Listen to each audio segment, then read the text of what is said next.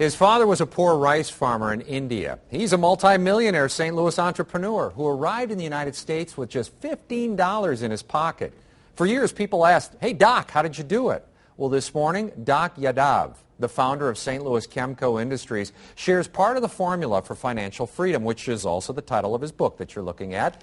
Good morning to you. Good morning, John. You know what? All the viewers who are out there, we want them to remember one thing when this is through. DPA, Desire, Planning, and Action. Right. Explain what you mean by DPA. Well, you have to have a desire to be happy, wealthy, and prosperous.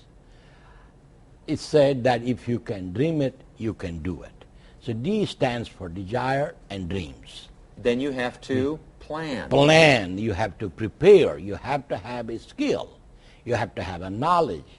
You have to have some schooling. So when you apply the knowledge, then you get a skill. And that skill is yours. Your skill will be different than anybody else. You are unique. And then action. And then you go to act. And the word that I put in before action is massive. You have to have a massive action. This is easy when you think about it, but so many people don't follow the simple formula because there's something going on up here, right? Right. And that is called thought process.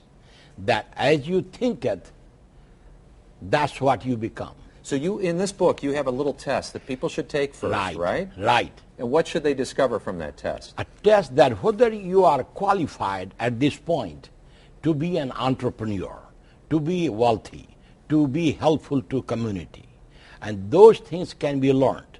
I have given example after example, step by step, how you can build your desire and get a skill and go out there and work. Now, your children and your brother followed this formula. Tell everybody what they're doing today. Well, my son has an MBA, and he bought a small company and used these principles to make it a multi-million-dollar corporation called Quest Environmental Products. Your daughter? And daughter has a doctorate degree in engineering management, and she's a dean of the School of Business at Indianapolis University. How about that? And your brother, who came over from India, in the 90s, was it? Right, and he did not know a word of English, and he stayed with me for 5 years in my home and worked in my plant, but he knew how to work and take interest in what he was doing. One of the things that you were talking about was this: you had a job opening this summer, and you had a guy who was going to take that job,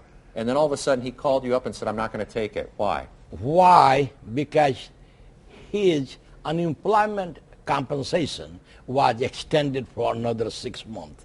That's a sad story. So he said he'd rather stay home and get help from the government than to go out and work. to work. And those help really creating poverty rather than prosperity, because people become dependent on handouts, and after 2 years or 99 weeks, their body and their mind won't work. You tried to talk him out of it, I hear. Talk him out of it, but that was easier for him to stay home than to come and work for me. Well, Doc, thanks for coming in. We found your book on Amazon, and I was thinking you'd sell it for $15 because that's what you came to this country in 1961 with in your pocket. Right. But it's $11.51. Right. So you still have money left over Exactly. to learn the formula. Thank you so much for coming in. Thank you, John. And we can link you to the website to get the book if you want to look at it at